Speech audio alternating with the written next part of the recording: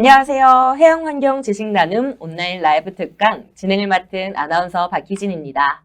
자, 그럼 해양생물 보전 노력이란 주제로 해양생물의 현재와 미래 강연을 해주실 강사님을 소개해드리겠습니다. 안양대학교 해양바이오공학과 유종성 교수님입니다. 안녕하세요, 교수님. 네, 안녕하세요. 안양대학교 해양바이오공학과에서 해양생물학을 가르치고 있는 유종성입니다. 네, 오늘 교수님께서 우리나라 바다의 특징과 가치에 대해서 소개하고 국내 연구 결과를 바탕으로 우리 바다의 해양생물 다양성에 대해서 자세하게 알려주실 예정인데요. 오늘 특강을 통해서 해양생물 다양성 보존의 필요성을 인식하고 참여할 방법에 대해서 다 함께 고민하는 시간을 가져보면 좋을 것 같습니다. 유종성 교수님께서 들려주시는 해양생물의 현재와 미래, 지금부터 시작하겠습니다. 네, 지금부터 강의를 시작하도록 하겠습니다. 저는 대학교에서 학생들을 가르치고 있으면서 또 환경운동연합 바다위원회에서 위원장직을 맡고 있습니다. 그래서 오늘 해양생물에 대한 말씀과 함께 이 해양생물을 통해서 또 우리가 바다를 어떻게 보존해야 되는지를 좀 마지막 결말에 소개를 좀 드리도록 하겠습니다. 오늘 강의 순서는 네 가지로 되겠습니다. 첫 번째는 이제 우리나라 바다에 대한 소개를 드릴 거고요. 그리고 우리나라 바다에서의 해양생물 다양성이 어떠한지를 또 소개해 드릴 겁니다. 그리고 우리 바다에 고래가 얼마나 살고 있는지를 또 말씀을 드리고 마무리를 하고자 합니다. 먼저 우리 바다에 대해서 말씀을 드리겠습니다. 일단은 그 해양생물에 대해서 이제 좀 들어가기 전에 바다에 대한 이제 일반적인 그런 그 상식을 좀 말씀을 드리면, 바다는 지구 전체의 한 3분의 2 정도를 차지하고 있죠. 그리고 이 물로만 보면은 지구 전체에 있는 물의 약 97%가 바다에 있습니다. 바다의 평균 수심은 한 3,800m 정도 되고요. 그리고 가장 깊은 바다는 필리핀 근처에 있는 마리아나 해구라는 곳인데 약 11,000m 정도 됩니다. 그러니까 에베레스트 산보다 훨씬 더 높은, 말하자면 이제 그런 그 깊이의 해구가 있는 거죠. 그리고 전 세계적으로 해양 생물은 약 21만여 종이 있는 걸로 현재 추정이 되고 있고요. 추정이라고 왜 말씀을 드리냐면, 저희 21만 종을 다 한 번도 세본 일은 없습니다. 저희가 단위 면적당 종수를 계산하고 그걸 전체 우리 지구의 면적으로 환산하는 이제 그런 방식을 취하고 있기 때문에 그렇습니다. 자, 그러면 이게 이제 전체적으로 지구가 가지고 있는, 우리 지구에 있는 바다에 대한 일반적인 상식이고요. 그러면 이제 우리는 이제 우리나라 바다가 중요하죠. 그래서 우리나라 바다가 어느 정도 특별한지를 잠깐 말씀을 드리고자 합니다. 우리 바다가 제공해주는 생태계 서비스라는 게 있습니다. 이 생태계 서비스는 굉장히 중요한 개념인데요. 왜냐하면은 우리가 경제학이나 경영학에서 말을 할 때 돈으로 가치가 환산되지 않는 건 고려하지 않는다. 보통 이렇게 돼 있습니다. 우리도 가격이 없는 물건은 별로 귀하게 여기지 않는 거죠. 그래서 바다가 제공해주는 그런 서비스를 어떻게 가치를 환산할 수 있을까, 이제 이런 거를 또 학자들이 많이 연구하고 있는데요. 그렇듯이 우리가 어떤 숫자로 나타내는 것이 우리 바다의 특별성을 나타내는 데 좋습니다. 그래서 이제 몇 가지 예를 3가지 정도 들어드리겠는데요. 우선 우리나라 바다에서의 해양생물 다양성이 어떠냐? 서해안에 있는 갯벌만 가지고 봤을 때 우리나라의 갯벌의 해양생물 다양성이 유럽의 와데네 갯벌보다 2배 정도 높습니다. 그리고 두 번째는요. 그럼 이제 갯벌은 또 1차 생산이라는 걸 하게 됩니다. 1차 생산이라는 거는 식물체가 이제 광합성을 하는 거를 그러니까 전문적으로 1차 생산 이렇게 부르는데요. 이 갯벌에 있는 식물들이 그런 광합성을 하는 능력이 단위 면적당 전 세계 평균이 약 2배 정도 됩니다. 그래서 우리나라 갯벌이 가지고 있는 생물 다양성, 그 다음에 1차 생산력이 상당히 높죠. 또 이러한 갯벌이 1차 생산력이 높은 그런 걸로 인해서 또 갯벌이 이산화탄소를 흡수를 해요. 최근에 이제 기후변화 문제 때문에 온실가스 감축을 해야 되는 그런 국가적인 책임이 있는데, 우리나라 갯벌이 연간 약 49만 톤 정도의 이산화탄소를 흡수를 합니다. 그럼 이게 어느 정도 양이냐면 승용차 20만 대 정도가 내뿜는 양을 갯벌이 매년 흡수를 하고 있다. 이렇게 보면 됩니다. 그래서 우리나라 바다가 좀 특별하죠. 자, 그러면은 각각 우리나라의 이제 서해, 그리고 남해, 동해에 대해서 각각 특징을 좀 설명을 드리도록 하겠습니다. 색깔로 이렇게 좀 설명을 드리려고 하는데요. 우리나라 서해 바다는 황토빛 바다입니다. 그래서 그 주로 갯벌에 의한 또 육상 그 강으로부터 흘러나오는 이제 토사들, 퇴적물들이 많아서 이 가까운 바다, 서해에 있는 가까운 바다들은 이제 누런색을 띠고 있는데요. 이 서해는 지금으로부터 약 15,000년 전에는 육지였습니다. 모두가 육지였고요. 왜냐하면 그 당시에는 지금보다 해수면이 한 110에서 120m 정도 낮았습니다. 지금 우리가 서해에서 가장 깊은 곳이 수심이 한 130m 이 정도 되는데요. 그러니까 대부분 다 육지였던 거죠. 그러니까 중국하고 우리가 이제 그 당시 걸어서 건너갈 수 있었던 뭐 그런 거고요. 그리고 그래서 어쨌든 이제 그런 서해의 특징이 있고, 그리고 조석간만의 차가 큽니다. 한 3에서 9m 정도의 조석간만의 차가 있고요. 해저 지형의 경사가 완만하고, 이제 수심은 평균 수심이 현재 한 45m 정도. 그리고 우리나라 이제 서해 쪽으로 흘러나가는 강들이 많죠. 한강, 금강, 영산강. 또 북한으로 가면은 압록강도 있고요. 대동강도 있고요. 청천강도 있고. 그래서 이런 강들이 많아서 퇴적물 공급이 원활하니까 이런 퇴적물들이 쌓여서 갯벌이 넓게 발달해 있습니다. 그래서 우리나라 전체 갯벌이 약 2,500제곱킬로미터 정도 되는데, 그 중에 2,100제곱킬로미터가 이제 서해안에 위치하고 있습니다. 왼쪽 하단에 보시면 이제 갯벌에 그 가을철에 가시면은 칠면초가 저렇게 붉게 그 염생식물 군락을 이제 이루고 있는 거를 이제 보실 수가 있고요. 남해를 보겠습니다. 남해는 이제 그 섬이 많고요. 또 갯벌도 좀 분포하고 있습니다. 남해의 색을 우리가 한번 규정지어 본다면은 이제 뭐 핑크빛 이렇게 했는데, 이거는 이제 적조 때문에 그렇습니다. 일단 남해의 특징은 이제 조차가 어느 정도 있습니다. 한 1에서 3m 정도. 그리고 강도, 남해로 흘러가는 강이 어느 정도 있죠. 섬진강도 있고요. 낙동강도 있고요. 그래서 어느 정도 갯벌이 발달해 있어서 약 400제곱킬로미터 정도 됩니다. 그리고 우리나라의 섬이 약 3,300개 정도 있는데, 그 중에서 2,000개가 넘는 섬이 남해에 위치하고 있어서 우리가 다도해라고 이제 부르기도 하고요. 남쪽에 있다 보니까 수온도 높고, 그리고 이 섬들이 방파제 역할을 하기 때문에 물이 그 파도에 의한 영향이 적어서 비교적 안정적인 그런 환경이 있습니다. 그러다 보니까 수산 양식들을 좀 활발하게 할 수 있고요. 또 그러다 보니까 이 물의 흐름이 좀 제한적이어서 적조가 많이 발생하는 이제 그런 상황입니다. 해안선이 또 상당히 길고 복잡하게 돼 있습니다. 그래서 전체 해안선 길이가 약 1980km 정도 되는데, 이게 이제 직선으로 따지면 예를 들어 목포에서 부산까지 직선 거리의 약 9배 정도가 실제 해안선 길이가 됩니다. 남해안에는 또 그 해양 생물 중에 해양 무척추 동물이 있는데요. 그 종수가 세계 최고 수준에 이제 달하고 있고요. 현재 약 1,103종, 1,103종이 등재되어 있고, 근데 이 중에 이제 우리가 예를 들어 서해안에는 829종, 동해는 621종 정도가 현재 등재가 되어 있어서 남해에 있는 이제 생물 다양성이 우리나라 바다 중에서 이제 가장 높다라고 볼 수가 있겠습니다. 동해 바다로 가보겠습니다. 동해 바다는 이제 파란색의 특징을 가지고 있죠. 그래서 쪽빛이라고 이렇게 한번 정의를 해봤는데요. 조석간만의 차가 이제 1m에서 2m 또는 한 30cm, 굉장히 적습니다. 적고, 해저 지형의 경사가 가파르고 수심은 굉장히 깊고요. 평균 수심이 약 1,600m 정도 됩니다. 해안선은 이제 상당히 단조롭고요. 그리고 뭐 해수욕장 많이 가보셨겠지만 동해안에 사구와 석호가 상당히 발달되어 있습니다. 그리고 무엇보다 이제 우리 땅에 이제 독도가 있고요.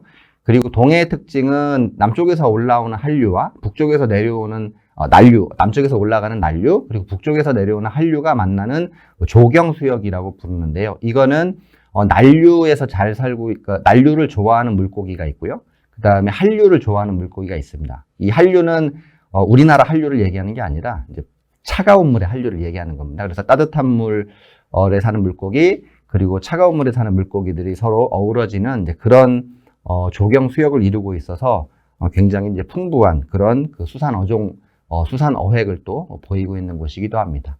제주도로 가보겠습니다. 제주도는 우리가 그 에메랄드 빛이라고 하는 비취색을 띠고 있죠. 화면에서도 보시다시피 이제 그 이 비취 색깔로 굉장히 유명하고요. 제주도는 이제 우리나라의 가장 남쪽에 있기 때문에 남쪽에서 올라오는 그 쿠로시오 해류에 직접적인 영향을 받고요. 또 이제 독특하게 아열대 해양성 기후를 가지고 있습니다. 그리고 이제 제주 자체가 화산섬이기 때문에 용암, 그러니까 현무암으로 이루어져 있고요. 그 해안선이 비교적 단조롭습니다. 제주도의 특징은 이제 서쪽은 수심이 상당히 낮습니다. 그리고 남동쪽은 수심이 상당히 깊고요. 서쪽 수심은 100m 정도가 되는데요. 최대 수심이. 제가 아까 서해 설명드릴 때 만 년 전에는 지금보다 한 110에서 120m 정도 수심이 낮았다고 했죠. 그러니까 그 당시에는 우리가 걸어서 제주도를 갈 수 있었습니다. 그래서 지금은 이제 물이 100m 이상 차 있기 때문에 섬으로 남아 있는 거죠. 그리고 바람이 세고 이제 태풍이 올라오면 태풍의 이제 길목이 됩니다. 아열대 쪽 기후를 갖고 있기 때문에 아열대에서 살고 있는 해양 생물들이 사는 이제 그런 곳이기도 하고요. 그리고 남방 큰 돌고래라고 하는 이제 고유 종이 있습니다. 한 100여 마리 정도가 제주도에서 자생하고 있는 이제 그런 곳이고요. 동쪽에 있는 이제 우도에 가시면은 그 홍조라고 하는 이제 빨간, 우리가 이제 홍조류라고 부르는데요. 홍조류들이 이 석회질을 이제 생산하는 그런 조류들이 있어서 홍조가 만들어낸 그 단괴, 그 석회 알갱이들로 이루어진 백사장이 있습니다. 이게 굉장히 이제 예를 들어 멕시코에 무슨 뭐 칸쿤을 가든지 그런 데 가면은 이제 저런 백사장이 굉장히 유명한데, 우리 그 우도에 있는 해수욕장도 홍조 단괴로 이루어진 이제 그런 해수욕장이 되고요. 그리고 이 중국의 양쯔강에서 이제 담수들이 흘러나오면 가끔 제주도까지 영향을 주기도 합니다. 그리고 중국에서 그 굉생이 모자반이 유입되면 제주도가 가장 먼저 피해를 받는 이제 그런 곳이기도 하고요. 이렇게 이제 우리나라 바다에 대한 설명을 드렸는데, 자, 그러면은 그 우리나라 바다의 이제 가치가 어떠냐? 제가 아까 서두에 그 생태계 서비스 말씀을 드렸는데요. 가까운 우리가 연안 바다, 그러니까 가까운 바다, 그리고 갯벌의 경제적 가치는 농경지의 100배, 그리고 숲의 10배 정도 이렇게 되고요. 지난 2013년도에 해양수산부에서 우리나라 갯벌의 가치를 이제 처음으로 그 발표를 한 적이 있습니다. 그래서 우리나라 갯벌은 연간 약 16조 원 정도의 경제적 가치를 생산을 하고 있고요. 단위 면적 1제곱킬로미터로 봤을 때는 연간 63억 원 정도의 경제적 부를 우리에게 가져다 준다라고 그렇게 계산이 됐습니다. 근데 이때 계산할 때는 이제 수산물이라든지 또는 수질 정화 능력, 그다음에 여가로 활용되는 것, 그리고 해양 생물에게 서식지를 제공하는 것, 또 폭풍이라든지 해일을 방지하는 이런 또 그런 효과들, 이런 것들만 이제 평가를 했는데, 실제로는 이것보다 이제 더 많은 그런 그 가치들이 있습니다. 우리가 그거를 다 돈으로 환산하기는 이제 아직까지는 좀 어려운 상황인데요. 그래서 이게 전부 다 돈으로 환산이 되면 훨씬 더 큰 가치가 있을 걸로 예상을 하고 있습니다. 이렇게 가치가 있는 우리나라 바다는 작년에 이 갯벌이 유네스코 세계자연유산으로 등재가 됐습니다. 그래서 우리나라가 가지고 있는 첫 번째 자연유산은 이제 제주도 화산섬이고요. 이 갯벌이 이제 두 번째로 세계 자연유산이 됐습니다. 그래서 모든 국민들이 이제 축하해야 될 이제 그런 일이기도 합니다. 그런데 이게 이제 너무 빠르게 지정이 되면서 우리가 챙기지 못한 것들이 좀 있습니다. 우리나라 갯벌 전체가 가치가 높음에도 불구하고 일부 갯벌들만 이제 지정이 되는 이제 그런 상황이어서, 그래서 그런 것들을 이제 향후 앞으로 우리가 좀 해결을 하고 극복을 해야 돼서 뭐 이런 확대가 가능할 것인지, 또 이런 갯벌들을 통합 관리를 할 수 있을지, 또 갯벌에서 벌어지는 이런 개발들을 또 억제할 수 있을지, 그다음에 이 갯벌, 서해 갯벌은 결국에 중국과 북한까지 다 이어질 수 있는 것입니다. 그래서 황해 전체에 한국과 그다음에 북한과 그리고 중국이 같이 협력할 수 있는 그런 정부 차원의 대처가 여전히 이제 필요한 이제 그런 상황이고요. 이런 이제 갯벌들은 사실은 그 지난 반세기 한 50년 동안 우리나라 갯벌의 반 정도가 매립으로 사라졌습니다. 그래서 우리가 현재 남아있는 이제 절반의 갯벌, 그러니까 2,500제곱킬로미터 되는 절반의 갯벌을 후손들에게 잘 물려주기 위해서는 우리가 이 바다를 파괴 이전으로 좀 돌리고 보호하는 것이 이제 필요하다, 이렇게 생각해 볼 수 있겠습니다. 자, 우리나라 바다에 대한 이제 말씀을 드렸고요. 그럼 이제 우리나라 바다의 해양 생물 다양성이 어느 정도 되는지를 한번 말씀을 드리도록 하겠습니다. 우리나라 바다의 해양 생물 다양성을 이제 세계 최고라고 제가 이렇게 슬라이드에 적어놨는데요. 2010년도에 아일랜드 학자가 플러스 원이라는 그런 국제 학술지에 낸 논문입니다. 여기에 보면 우리나라 해양생물 종수를 이제 9,900종으로 기록을 하고 있고요. 그리고 그 지금 보시는 표에서 빨간색으로 표시된 게 있죠. 중국하고 우리나라를 표시를 해놨는데요. 전 세계에서 해양생물 종수가 이제 가장 많은 곳은 이제 중국이겠죠. 22,000종으로 해서 가장 많이 돼 있습니다. 우리나라는 9,900종이죠. 근데 바다의 단위 면적당 출현 종수는 우리가 1000제곱킬로미터당 32종 정도 되고요. 중국은 2위인 중국은 이제 27종 정도 돼서 우리나라가 월등히 높은 세계 1위. 그러니까 단위 면적당 해양생물 종수로만 보면은 우리나라가 계속 금메달을 딴다. 이렇게 보시면 될 것 같습니다. 이렇게 생물 다양성이 있고요.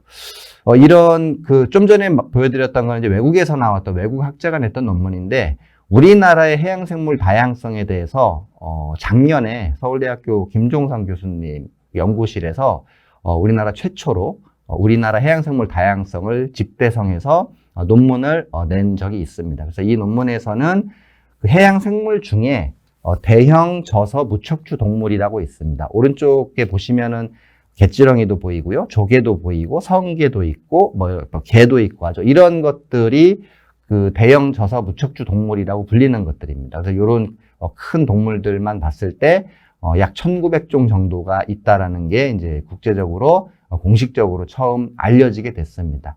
그래서 이 논문은 Oceanography and Marine Biology Annual Review라는 이제 그런 그 논문인데 이 논문집에 논문을 낸 우리나라 최초의 사례다. 이렇게 평가받을 수 있어서 우리나라 해양생물 다양성이 최고이면서도 또 우리나라 해양생물 연구도 이제 세계 최고를 향해서 가고 있다. 이렇게 감히 소개해 드릴 수 있을 것 같습니다. 그 논문에서 이제 서울대에서 나왔던 이 논문에서 이제 몇 가지 소개들을 합니다. 우리나라가 이제 지역별로 서해, 동해, 남해 또 서식지별로 안반이나 갯벌이나 모래가 생물들이 이제 어떻게 사는지 이런 것들을 이제 보여주고 있는데요. 그 형광색으로 표시된 거 보시면 전체 1,900종 정도가 있고 그 중에 이제 남해가 1,100종, 서해에는 800종, 동해에는 약 600종. 그래서 남해가 상당히 다양한 이제 이런 가장 다양한 이제 그런 곳이다. 아까 서두에 말씀드렸듯이 이제 그런 그 결과가 있습니다. 이 논문에서는 또 이제 굉장히 재밌는 게 우리나라 이제 지역들 중에서 생물 다양성이 좀 아주 우수한 걸로 평가된 지역들이 있습니다. 그래서 서해에는 태안, 또 인천, 부안 앞바다 이런 곳들이 좀 그렇고요. 남해에는 이제 제주, 고흥, 거제, 남해. 또 동해는 이제 울릉도와 독도를 합친 이런 지역들이 생물 다양성으로 보면은 거의 우리나라에서 이제 최우수로 평가되는 지역들이었고요. 그리고 각 그 바다마다 이제 대표하는 생물들이 있습니다. 서해에는 이제 갯벌에 가보면은 두토막 눈썹 삼계지렁이라는 것이 있고요. 또 황해 비단구동, 칠개 이런 것들이 이제 대표고요. 남해에는 오뚜기 갯지렁이, 또 안반에 살고 있는 바위에 사는 이제 군부, 또 아기 반투명조개 이런 것들이 이제 상당히 많이 서식합니다. 동해에는 이제 보라성게, 거미불가사리, 또 바위에 사는 이제 거북손 이런 것들이 이제 대표 생물이다. 이제 이렇게 좀 볼 수 있을 것 같습니다. 이렇게 전체 바다에 한 1,900종 정도가 있는데, 그림에서 보다시피, 이 중에서 이제 조개 모양이 있죠. 조개 모양으로 되어 있는 연체동물이 670종, 그리고 이렇게 쭉 선으로 되어 있는 게 갯지렁이입니다. 갯지렁이로 우리가 대변할 수 있는 이제 환영동물이 한 470종, 또 개가 또 한 430종, 이런 정도로, 주로 조개, 갯지렁이, 개가 이제 가장 많은 종을 차지하고 있고요. 전 세계하고 한번 생물 다양성을 우리가 비교를 해보면, 역시 우리나라 그 바다에 있는 이 생물 종수가 다른 와데네나 영국 또 터키, 북태평양 이들의 그 생물 다양성보다 이제 훨씬 높은 이제 그런 것을 이제 알 수가 있습니다. 그래서 세계적으로 생물 다양성이 상당히 높은, 그래서 우리가 K 해양 생물 다양성 이렇게 해도 좀 자랑을 해도 되지 않을까, 이렇게 주장할 수 있고요. 또 이렇게 아주 다양한 해양 생물들이 존재하는 우리나라 바다, 그리고 그래서 이러한 그 다양한 해양 생물들을 우리나라 정부도 보호하기 위해서 여러 노력들을 하고 있습니다. 대표적으로 해양 보호 생물을 지정하는 이제 그런 제도가 있고요. 현재 88종의 해양 보호 생물이 지정이 돼 있습니다. 그래서 보시면은 고래나 불범들이 속해 있는 해양 포유류가 한 19종, 그리고 아까 말씀드렸던 이제 뭐 조개, 고둥, 게, 갯지렁이 이런 것들이 포함된 이제 무척추동물이 36종, 그리고 우리가 잘피라고 부르는 그 거머리말, 삼나무말 같은 것들이 이제 7종, 그리고 이제 거북이가 이제 5종이 있고요. 그리고 어류, 고래상어나 해마 같은 어류가 5종이 있습니다. 그리고 바다에 살고 있는 이제 새들, 뭐 도요새나 또는 뿔제비 갈매기 같은 것들이 한 16종이 보호생물로 지정이 돼서 관리가 되고 있습니다. 이렇게 보호생물도 있는데 이제 외국에서 들어올 수 있는 또 유해 해양생물이나 생태계 교란 생물들이 또 있습니다. 이런 것들은 이제 유입되지 않도록 막아야 될 텐데요. 이제 이런 것들이 17종이 유해 해양생물, 그리고 한 종이 해양생태계 교란생물로 지정이 돼서 이제 관리가 되고 있고요. 그러니까 이렇게 이제 해양생물 다양성을 이제 보존을 이제 해오고 있는데, 사실 이거를 위해서 제일 중요한 거는 해양생물의 기초 연구입니다. 그래서 우리가 이걸 지정한다고 해서 끝나는 게 아니라 정말로 제대로 관리를 하려면 이 해양생물들이 어디에서 얼마나 또 어떻게 살고 있는지를 정확하게 알아야 되고요. 그래야 우리가 보호를 할 수 있으니까요. 그래서 해양생물 기초연구는 꾸준하게 투자하는 것이 가장 중요하다. 그렇게 말씀을 드리고 싶습니다. 자, 그러면 이제 우리나라 바다에 고래가 얼마나 살고 있는지를 말씀을 드리도록 하겠습니다. 요 그림은 그 우리나라에 있는 유일한 이제 고래 연구소인 그 국립수산과학원에서 제공을 해준 이제 그런 자료입니다. 보시면은 뭐 밍크고래도 있고요, 상괭이, 참돌고래, 낫돌고래, 큰돌고래, 남방 큰돌고래 이런 그 고래들이 주로 분포를 하고 있습니다. 요거는 지난 한 10년 넘게 그 고래가 발견된 곳들을 점을 찍어 놓은 거고요. 사실은 이제 요 그림을 이렇게 공개하면 우리나라에 있는 이제 불법 포경업자들이 저길 찾아가서 또 고래를 잡을까봐 뭐 걱정이 되긴 하는데, 뭐 이게 10년 누적을 해놓은 거기 때문에 뭐 큰 상관은 없습니다. 지금 저 점을 찾아간다고 해서 고래가 꼭 있는 건 아니니까요. 상당히 많이들 살고 있습니다. 특히 이제 대표적으로 상괭이가 지금 14,000마리로 돼 있는데, 또 뭐 추정하기로는 3만 마리에서 10만 마리까지 살고 있는 걸로 그렇게 추정이 되고 있고요. 또 참돌고래도 이제 상당히 많이 있죠. 보시면은 상괭이는 왼쪽 하단에 있는 그림 보시면 노랗게 점 찍혀 있는 것들이 상괭이고요. 우리나라 인천 앞바다에서부터 부산까지 쭉 분포를 하고 있죠.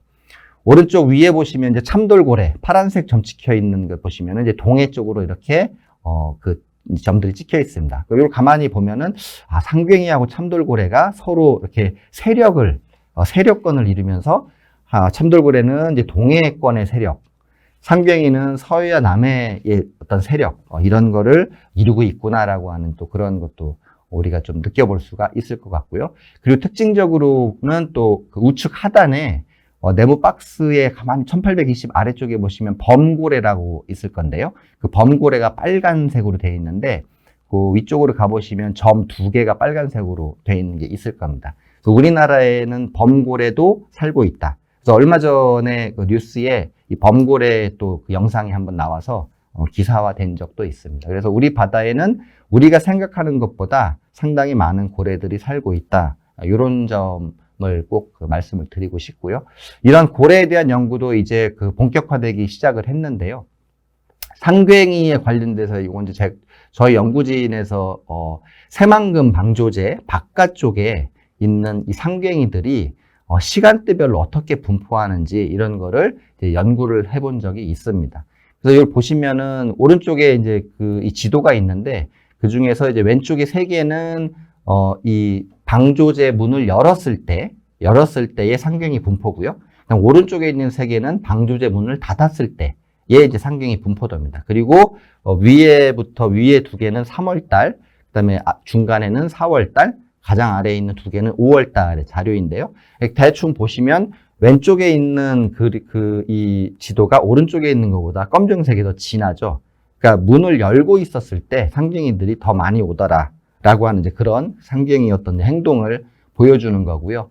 왼쪽에 있는 그래프는 이제 시간대별로 그거를 그 상괭이가 얼마나 나타났는지를 이제 보여주는 건데, 요거는 좀 해석하기가 아주 어려울 수 있습니다. 근데 보시면은 이제 상괭이가 시간에 따라서 이렇게 쭉 감소하는 이제 그런 걸 볼 수 있는데, 요게 이제 어떤 특징이 있냐면, 저희가 관찰해 본 바로는 상괭이들이 이 그 새만금 방조제 관문, 저희 쪽에 이제 신시 관문입니다. 신시 관문을 열기 1시간 전부터 와서 대기를 하고 있습니다.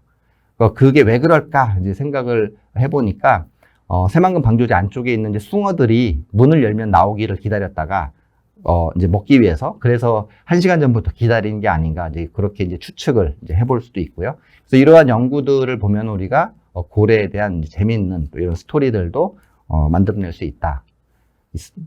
그렇게 말씀드릴 수 있고요. 그리고 두 번째는 저희가 또 가덕도에서도 그 지금 이제 고래 상경이 모니터링을 하고 있습니다. 그래서 보시는 거는 이제 가덕도 남쪽에 1km, 1km를 매 시간 오전 8시부터 오후 12시까지 그 관찰을 쭉 했습니다. 그래서 4월부터 이제 8월까지 월 1회씩 관찰한 결과를 보여드리는데요.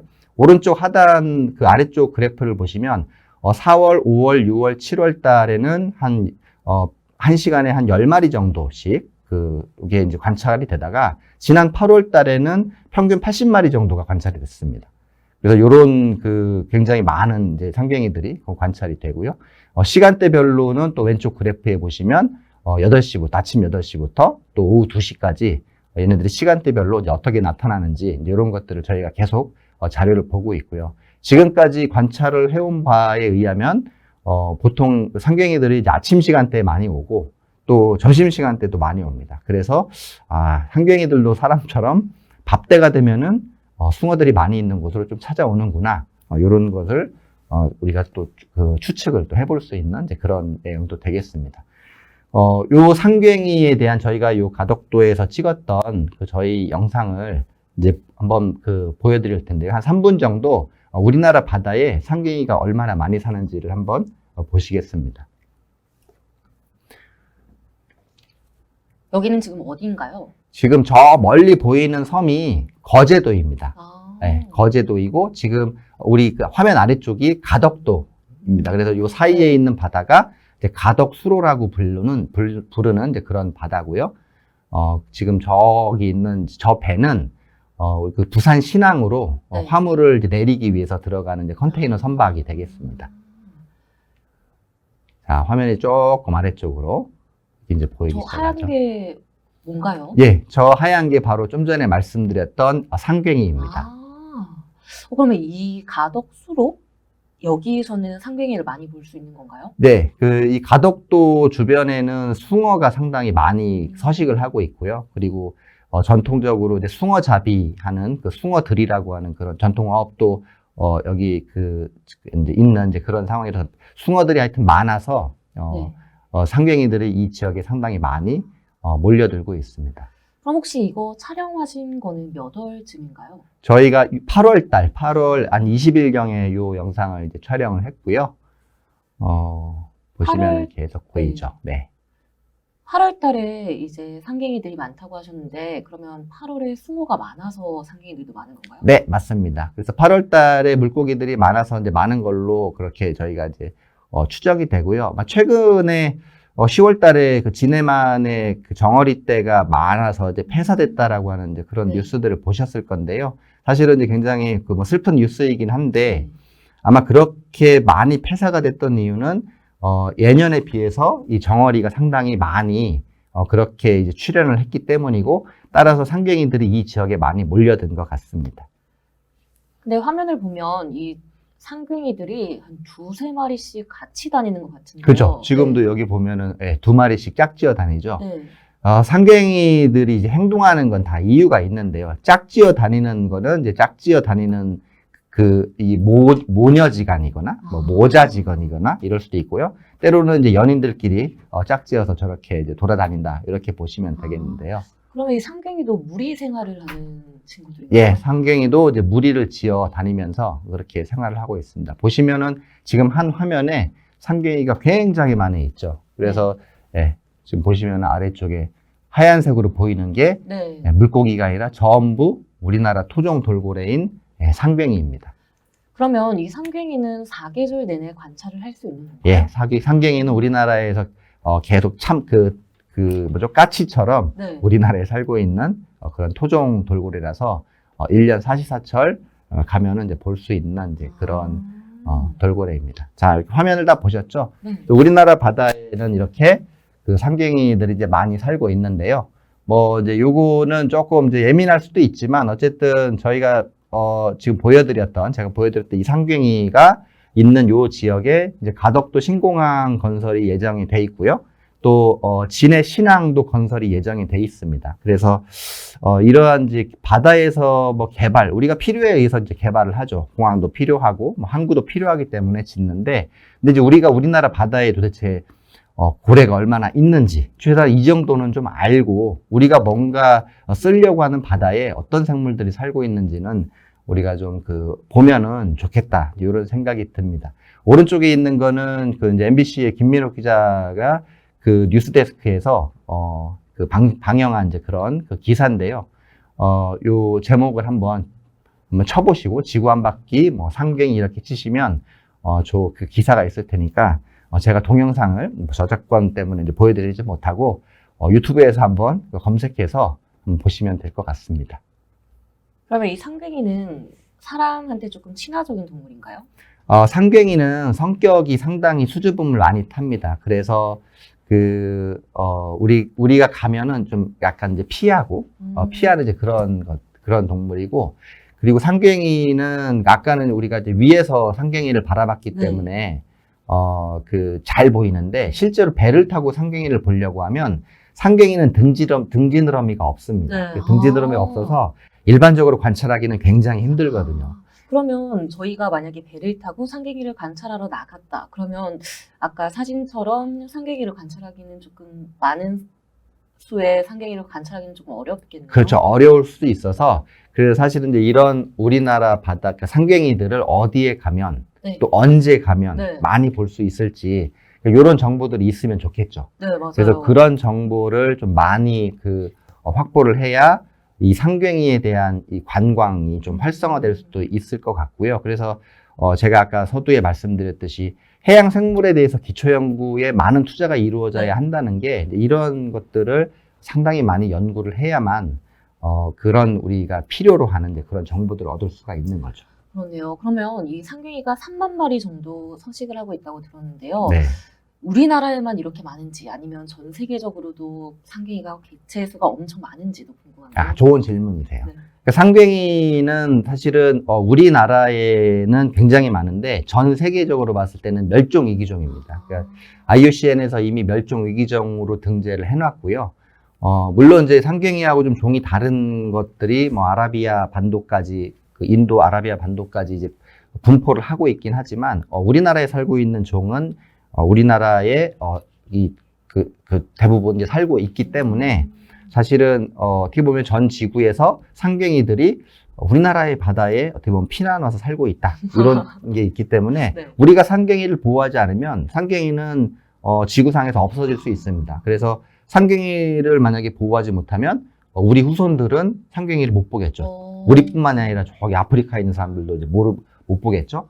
그래서 상괭이를 지켜야 되는 거는 이제 우리가 전 세계인들에게 어떻게 보면 우리가 책임져야 될 또 그런 일이기도 합니다.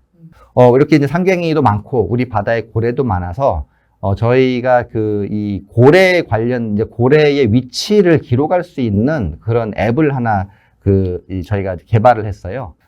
이 이제 고래 앱 좀 이따가 어떻게 다운받을 수 있을지 말씀을 이제 드리도록 하겠습니다. 하여튼 요 앱을 이제 다운을 받으셔서 보시면 이제 고래 촬영 등록 갤러리가 있는데, 고래 촬영 누르시면 이제 사진 촬영할 수 있는 게 나오고, 그럼 사진을 근데 고래는 보통 고래를 사진 촬영하기가 굉장히 어렵거든요. 고래가 나왔다 들어가기 때문에. 그러면은 이 고래를 어쨌든 고래가 나왔다고 봤던 그 장소를 찍고, 그러고 이제 넘기면 그러면 그 위치가 나옵니다. 그럼 그 위치를 저 아래에 있는 버튼 눌러서 클릭을 해주면 이제 저장이 되고요. 그리고 사진을 업로드하면 그러면은 이제 그 위치가 그대로 기록해서 저희 이제 서버로 오게 되거든요. 그러면은 이제 이런 앱을 활용해서 배를 가지고 바다에 나가는 이제 그런 분들이 이 앱을 활용해서 고래가 보였을 때 이거를 활용해서 고래의 위치를 알려주시면 실제로 우리나라 바다에 고래가 얼마나 살고 있는지를 알 수가 있고요. 그래서 저희가 해양수산부하고 환경운동연합이 이제 공동으로 좀 전 국민 캠페인을 좀 하려고 지금 계획 중에 있고요. 지금 앱이 개발이 돼서 그래서 이거를 이제 배포를 할 그런 계획입니다. 그래서 이런 걸 좀 많이 알려주시면 좋을 것 같습니다. 교수님이 생각하시는 이 고래를 관찰하기 좋은 스팟 어디라고 생각하시나요? 지금은 남방 큰돌고래는 이제 제주도 대정 쪽에 가시면 거기에 광어 양식장들이 좀 있거든요. 광어 양식장 주변에 남방 큰돌고래들이 이제 먹이를 먹으려고 이제 몰려드는 경우들이 있어서 그 대정이라는 쪽으로 가시면 해안도로에서 보실 수가 있고요. 지금 상경이 같은 경우는 이제 가덕도에 가셔서 대항항이라고 있습니다. 배 타고 5분만 가면은 저희가 지금 관찰을 하고 있는, 연구하고 있는 그 지역을 이제 가볼 수가 있죠. 그러면 이제 삼갱이를 관찰하실 수가 있습니다. 이제 대략적으로 마무리를 해드리겠습니다. 일단은 이제 제가 말씀드린 우리나라는 이제 4가지 색깔, 동해, 서해, 남해, 제주도 4가지 색깔에 살아 숨쉬는 바다고요. 그리고 이런 이제 바다가 제공하는 생태계 서비스의 가치, 돈으로 환산되는 가치는 현재 되게 과소평가되어 있습니다. 과소평가되어 있는데 갯벌이 제공하는 것만 해도 연간 약 16조 원 정도의 서비스를 우리에게 제공해주고 있고요.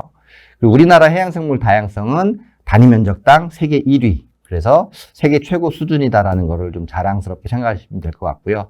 이 해양생물 다양성은 앞서 말씀드렸던 생태계 서비스의 원동력입니다. 해양생물 다양성이 없으면 생태계 서비스도 없다고 보면 되고요.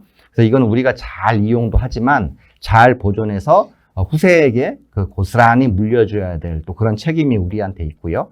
그럼 이제 이런 해양생물 다양성을 보존하려면 보존 노력이 여러 가지 있어야 될 텐데 저는 대학교에 있는 입장에서 해양생물에 대한 기초적인 연구에 꾸준한 그런 투자가 필요합니다.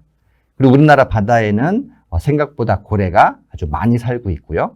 이를 고래가 살아야 사실 바다가 살죠. 그래서 우리나라 바다에 있는 고래들을 깨끗한 바다에 살게 하기 위해서 우리가 오염물질도 덜 버리고 해양 쓰레기도 덜 버리고 바다에 있는 여러 가지 해양 쓰레기들도 좀 없애고 하는 그런 노력을 많이 기울여야 할 걸로 생각을 합니다. 예, 이상 오늘 제가 준비한 강의는 여기까지고요. 네, 마치도록 하겠습니다. 네, 우리나라 바다 주변에서 서식하는 이 고래와 갯벌의 생태계 서비스 가치 등 우리나라의 해양 생태계에 대해서 자세하게 알 수 있었습니다. 교수님, 오늘 유익한 자료와 설명 너무 좋았고요. 제가 중간중간에 질문도 많이 드렸는데 답변해 주셔서 굉장히 감사드립니다. 네. 네, 지금부터 간략하게 Q&A 시간을 가져볼 텐데요. 오늘 강연과 관련해서 궁금한 점을 채팅으로 남겨주시면 제가 교수님께 바로바로 질문 드리도록 하겠습니다. 실시간 Q&A에 참여해 주시면 5분께 추첨을 통해서 치킨 기프티콘을 보내드릴 예정이니까요. 여러분의 많은 참여 부탁드리겠습니다. 우선 질문이 올라오는 걸 기다리면서 제가 교수님께 질문 먼저 하나 드릴게요. 네. 네, 교수님 앞서 강의에서 이 갯벌의 경제적 가치를 16조 원이라고 하셨잖아요. 근데 사실 이거는 수산물 그리고 수질 정화 능력, 여가, 서식처, 재해 방지로만 평가를 한 건데 이 항목들이 제외된 거 말고 이 항목들만 평가를 한 거잖아요. 그럼 네. 이 제외된 항목은 또 어떤 게 있고 그리고 만약에 제대로 평가를 한다면 이 갯벌의 가치는 어느 정도가 될 것으로 예상하시나요? 그렇죠. 이제 아까 제 강의 중에 이 갯벌의 가치를 수산물, 오염 정화, 또 재해 방지 이런 걸로 몇 가지로 평가를 해서 나온 게 연간 16조 원이다라고 이제 말씀을 드렸는데요. 거기서 우리가 지금 현재 가치를 이제 환산하지 못하고 있는 게 좀 기반에 해당되는 건데요. 첫 번째가 해양생물 다양성에 대한 가치를 지금 아직 측정을 못하고 있습니다. 그건 우리나라뿐만이 아니라 지금 전 세계에 있는 해양생물학자가 연구해야 될 이제 그런 어떻게 보면 이제 대상이고요. 그리고 또 해양생물의 이 1차 생산도 지금 현재는 이제 정확하게 측정을 이제 못하고 있는데 사실 아까 말씀드렸듯이 해양생태계 서비스의 저변에는 해양생물 다양성이 있어야만 이 해양생태계 서비스를 우리가 제공받을 수 있다고 말씀드렸는데, 그래서 이 해양생물 다양성 자체가 어느 정도 가치가 있는지를 환산하게 되면 제가 볼 때는 지금 이제 16조 원인데 나머지 것들이 해양생물 다양성만 해도 16조 원보다 더 많지 않을까. 그러면 16 더하기 16, 32.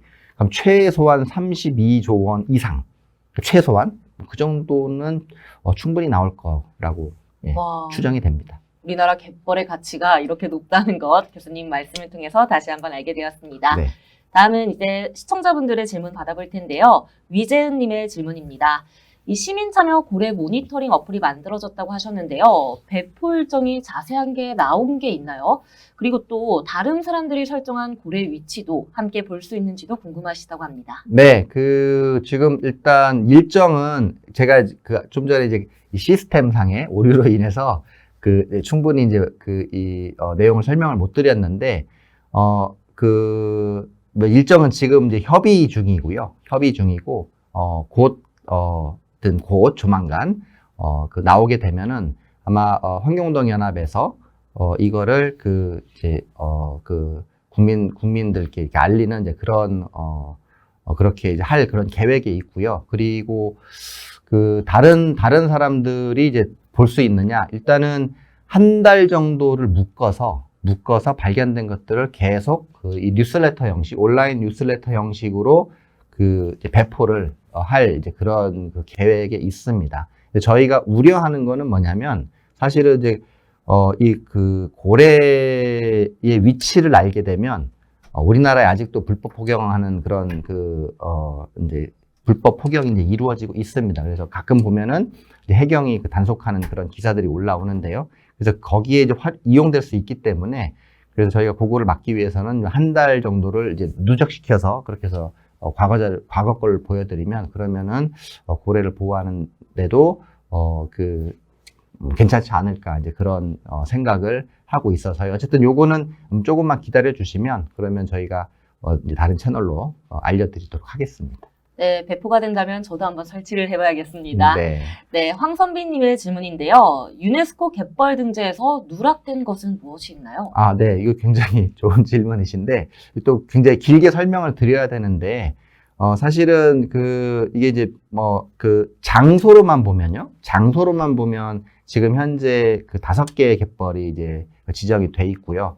근데 지금 한강 하구 쪽에 있는 갯벌들, 그리고 이제 낙동강에 있는 갯벌, 이런 것들은 아직 등재가 안 돼 있습니다. 근데 이제 이런 것들도 모두 등재가 돼야 된다고 생각을 하고요. 이게 또 대상 생물로 보면은 지금 현재 유네스코 갯벌은 바다새, 그러니까 철새를 보호하기 위한 걸로 지정이 돼 있거든요. 근데 지금까지 설명드린 갯벌 자체에 다양한 생물들이 있고 이 생물들이 주는 이런 어떤 다양성, 그다음에 갯벌의 가치, 이게 충분히 인정을 받아서 그렇게 해서 이제 지정이 되어야 하는데 아마 그렇게 되려면 우리나라 갯벌이 전체가 유네스코 세계자연유산으로 지정이 돼야 하는 이제 그런 게 있어서 이게 지정이 됐으면 이제 좋겠죠. 저는 이제 됐으면 좋겠지만 이제 갈 길이 멉니다. 그래서 결국에는 이제 종국에는 우리나라 갯벌 전체를 유네스코 세계자연유산으로 지정하는 이제 그런 날이 이제 언젠가 오겠죠. 와야 되겠지만 어쨌든 그걸 위해서 우리가 갯벌의 가치가 제대로 인정받도록 하는 이제 그런 노력이 필요하고요. 그 부분이 지금 좀 빠져 있다라고 이제 보시면 되겠습니다.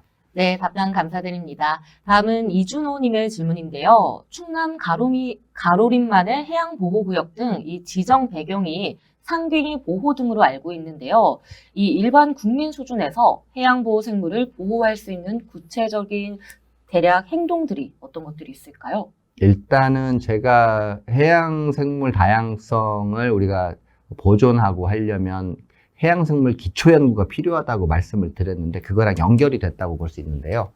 그러니까 일단은 생물들이 어디서 얼마나 어떻게 살고 있는지를 아는 게 중요하거든요. 근데 그거를 학자들 가지고는 할 수가 없습니다. 우리나라 바다도 굉장히 넓거든요. 삼면이 바다이기도 하고 그래서 사실 해양 보호 생물을 일반인들이 사실 금방 알 수가 있습니다. 금방 알 수가 있기 때문에 상갱이뿐만이 아니라 갯벌에 가시어도 해양 보호 생물들 쉽게 구분할 수 있는 것들이 있고요. 그럼 그런 것들이 어디에 얼마나 살고 있는지를 우리가 다 지도에다 표시해서 그걸 우리가 국민들이 계속 알 수 있다면 그러면은 우리가 좀 더 보호할 수 있는 이제 그런 그 저변이 마련될 거다 그렇게 믿고 있고요. 그래서 이 해양 보호 생물에 좀 관심을 더 가져주시고 지금 아마 여러 가지 그 프로그램들이 있습니다. 예를 들어서 이제 갯벌 같은 경우는 이제 갯벌 키퍼스라고 하는 그런 또 이 모니터링을 하고 있는 이제 그런 그 또 이 민간에서 하고 있는 노력들이 있기 때문에 그런 거에 더 좀 적극적으로 참여해 주시고 이 보호 생물들을 지도에다 표시해서 국민 누구나 어디에 어떤 보호 생물들이 있다라는 거를 알도록 한다면 그런데 당연히 우리가 보호해야 된다라는 이제 그런 그 마음을 이끌어낼 수 있지 않을까 싶습니다. 네, 해양 생물의 다양성을 제대로 알고 이제 보존해야 된다는 의식을 가지는 게 중요하다고 말씀하셨습니다. 네, 다음은 선원표님의 질문인데요. 바다에 유해 생물이나 교란 생물이 있다고 하셨는데 이를 퇴치하기 위한 노력 어떤 걸 하고 계신가요? 그 바다에 아까 이제 18종 정도가 이제 지정이 돼 있고요. 그 중에 17종은 유해 해양 생물, 그리고 한 종은 이제 해양 생태계 교란 생물, 이제 법적 용어입니다. 그걸로 지정이 돼 있는데 그 중에 지금 현재 우리가 이제 구제하거나 또 관리하려고 하는 거는 해파리가 있고요. 그리고 불가사리는 이제 보통 이제 이 스쿠버 다이빙을 하시는 또 뭐 어민분들이나 또는 이제 이 스쿠버 동호회 또 그 환경단체 여기서 이런 어떤 그 해양 보호하는 차원에서 이렇게 올려서 하기도 하는데 이제 그런 노력들이 있고요. 그리고 이제 해파리가 이제 대표적입니다. 그 중에서 그 보름달 물 해파리라는 거가 또 굉장히 이 수산업에도 좀 영향을 주고요. 그리고 미관상도 좋지 않기 때문에 그 해파리 폴립을 제거하는 또 그런 그 일을 해양수산부가 이제 그 해양환경공단과 이제 같이 그런 노력들을 해서 어느 정도 효과는 이제 봤던 걸 보고 있었는데, 뭐 최근 들어서 다시 또 이제 해파리들이 좀 이제 늘어나는 그런 경우가 좀 발견이 돼서 이게 일회성으로 그치면 안 되고 이거는 지속적으로 계속 그 국가 예산을 투입해서 좀 구제를 해야 되는 거고요. 그리고 이제 갯금풀이라는 게 또 있습니다. 우리가 뭐 갯줄풀이라고도 하고요. 뭐 영구 갯금풀 이렇게도 알려져 있는데 강화도 남단 갯벌에 이제 일부 축구장 한 3개 정도 면적으로 지금 형성이 돼 있는데 이 갯금풀도 일단은 이제 유해 해양 생물로 지정이 돼 있습니다. 그러니까 이것도 더 이제 번지지 않고 일단은 이제 상황 관리 차원에서 관리를 해양수산부에서 계속 하고 있는 이제 그런 상황인데요. 다만 이제 이 염생식물이 최근 들어서 블루카본이라는 그 개념이 등장했거든요. 그래서 이 염생식물들을 어떻게 바라봐야 되는지에 대해서 학자들 간에 지금 약간 이견이 존재합니다. 그래서 중국도 마찬가지입니다. 중국도 갯금풀이 지금 이제 악성 외래종으로 지정이 돼 있는데 이거를 활용을 할 건지 아니면은 그냥 완전히 근절하는 걸로 대상으로 볼 건지에 대해서 지금 이제 여전히 그 학계에서 논란이 좀 있어서 우리는 이제 아직까지 갯금풀이 그렇게 많지는 않은데요. 중국 같은 경우는 끝이 보이지 않을 정도로 갯금풀이 군락을 이루고 있거든요, 갯벌에. 그래서 이 갯금풀 같은 경우는 이제 지금 유해종으로 지정은 돼 있지만 이걸 우리가 지금 기후 변화 때문에 바뀌는 그런 환경에서 이거를 외래종으로 지정하는 게 맞을지 아니면은 이거를 우리가 적절히 활용을 할지에 대해서 좀 연구 중이다. 이렇게 좀 보시면 될 것 같습니다. 네, 답변 감사드립니다. 다음은 박민정님의 질문인데요.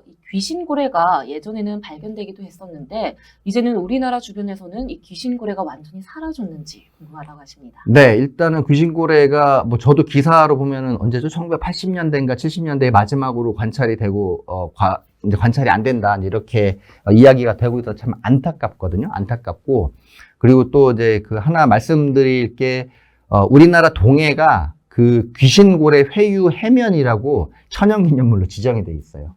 근데 위치는 지정이 안 돼 있습니다. 그게 1960년대에 아마 이승만 정부 시절에 지정이 돼 있는 걸로 제가 알고 있는데, 그러니까 그 당시만 해도 우리가 상당히 이 귀신고래를 보호해야 된다는 그 마음을 벌써 지금으로부터 60년 전에 우리 선조들께서 가졌다는 것도 상당히 좀 신기하고요.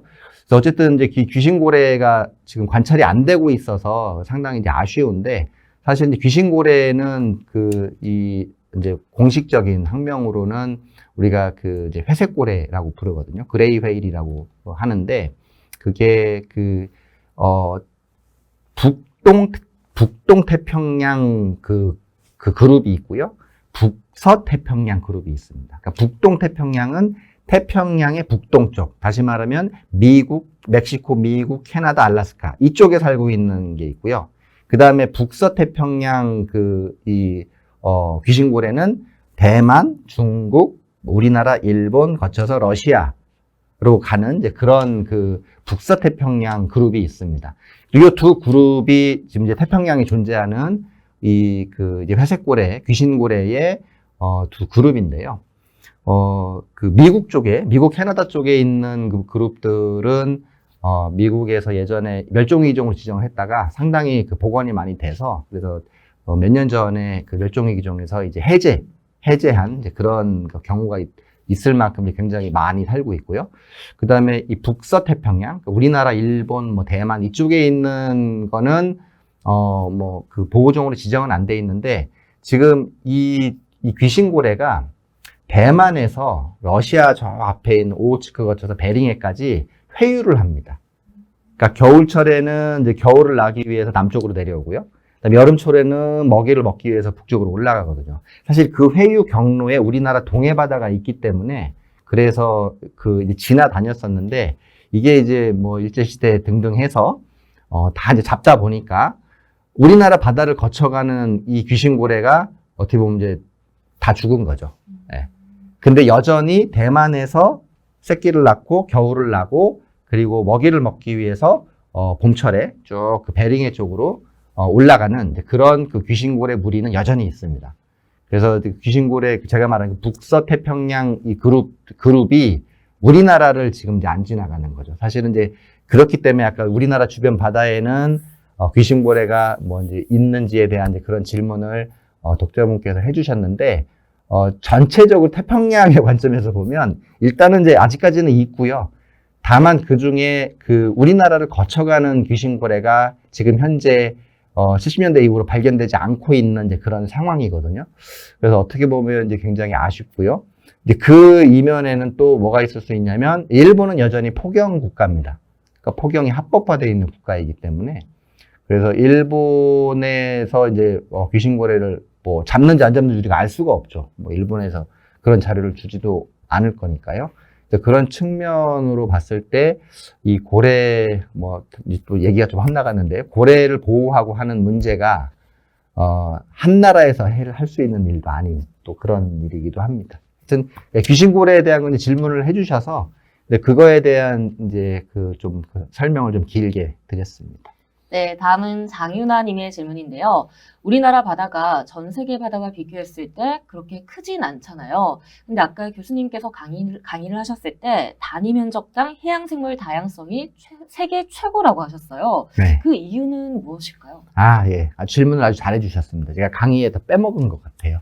그러니까 제가 아까 서해, 남해, 동해, 제주도 다 특성들이 다르다고 설명을 드렸잖아요. 그러니까 생물은 자기 생물들이 고유하게 살고 있는 서식지들이 있거든요. 바위는 바위에 살고 있는 그런 생물, 뻘에는 갯벌에 살고 있는 생물, 뭐 해수욕장에 살고 있는 생물이 다 다르거든요. 그러니까 해양생물 다양성이라는 해양생물이 다양하다는 얘기는 다시 말하면 그 생물들이 살고 있는 서식지 종류가 다양하다는 겁니다. 그러니까 서식지 종류가 다양하면 해양생물이 다양한 거거든요. 그런데 우리나라는 사계절도 뚜렷하죠. 그리고 제주도에 가면 아열대가 있죠. 그리고 동해, 서해, 남해가 서식지가 다 다르죠. 안반이 발달되어 있는 곳, 갯벌이 발달되어 있는 곳. 그리고 또 동해는 아까 말씀드렸듯이 난류와 한류가 교차하고요.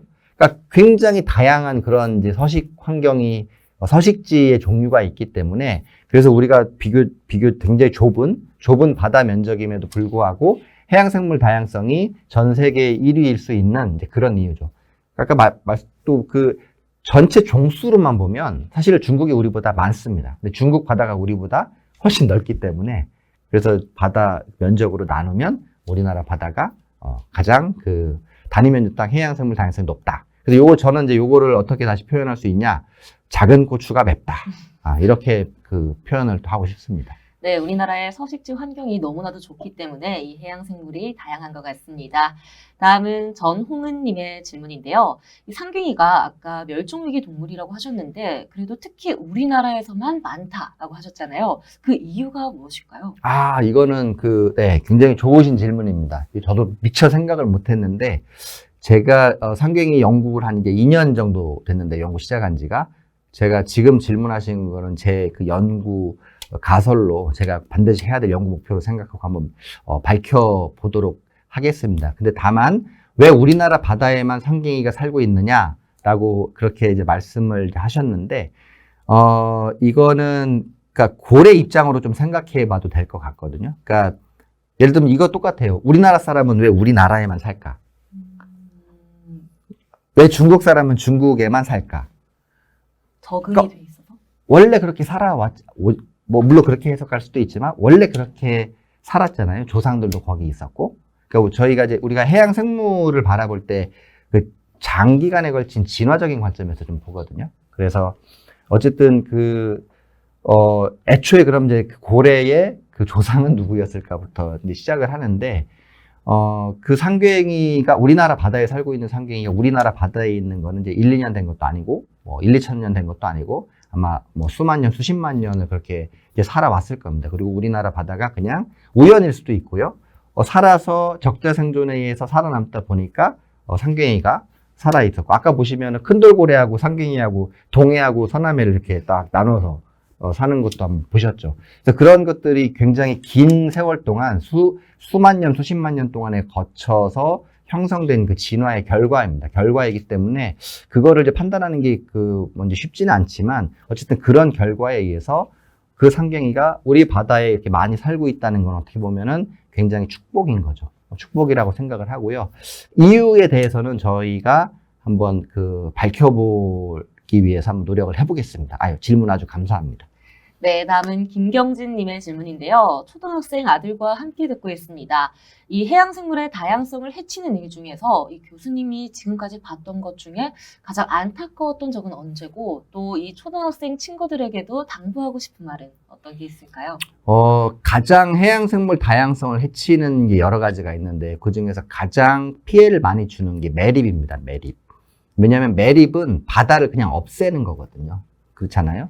그래서 사실 바다를 매립하는 거는 우리가 매립을 꼭 해야 한다면 어쩔 수가 없지만, 그래도 우리가 매립을 했을 때 우리가, 없앤 바다에 살고 있는 생물이 적어도 뭔지에 대해서는, 미안함을 느껴야 된다고 생각을 하는데, 그런 거 없이 그냥 개발을 하기 때문에, 이 제어가 안 된다고 생각을 하고 있습니다. 그래서 어떻게 보면 해양생물을 보존하는 노력 자체는 해양생물이 얼마나 있는지에 대한 것을 밝히는 것이 굉장히 중요하고 그걸 통해서 지금 현재 이런 이제 개발에 대한 브레이크를 걸 수 있으면 이제 좋지 않겠냐라고 하는 이제 그런 생각을 가지고 있고요. 그래서 우선은 초등학생 아드님에게 매립에 대해서 좀 설명을 아버님께서 해주시면 좋을 것 같고, 그리고 쓰레기 버리는 부분이 상당히 큽니다. 그래서 우리가 바다 쓰레기, 해양에 있는 쓰레기는 바다에 있는 걸로 바다에서 발생하는 걸로 생각할 수 있지만 대부분의 해양 쓰레기는 육상에서 나가거든요. 그러니까 우리가 육상에서 이 쓰레기, 특히 또 재활용하는 거, 이런 부분들이 전부 해양 쓰레기를 줄일 수 있는 그런 이제 그 노력이 될 수 있기 때문에 쓰레기를 버리지 않고 가능하면 다 재활용을 하고 일회용품 쓰지 않고 하는 그런 것들이 상당히 중요하다고 아드님에게 전해주시기 바랍니다. 네, 답변 감사합니다. 시간 관계상 질문은 마지막으로 받아보겠습니다. 위재은님의 질문인데요. 과거보다 이 동해에서 범고래 관찰 횟수가 증가하고 있다고 하는데요. 전문가 입장에서는 어떤 이유라고 네. 생각하시나요? 환경 때문은 아닌 것 같고요. 제가 볼 때는 고래를 그러니까 정부에서도 고래에 대한 관심이 점점 높아지기 때문에 고래 모니터링하는 이제 그런 횟수를 더 이제 늘리고 있는 걸로 그렇게 이제 예상이 되고요. 그래서 일단은 모니터링을 자주 하기 때문에 관찰하는 횟수가 이제 조금씩 증가한다로 그렇게 보여집니다. 지금 그렇게 해봐야 제 기억으로 한 3년에 한 번 정도 보여지는 거거든요. 근데 실제로는 이제 더 살고 있을 거고요. 그리고 또 아까 이제 제가 불법 포경을 말씀을 드렸는데 어쨌든 이 포경 자체 불법으로 포경하면은 범고래도 대상이 될 수 있으니까요.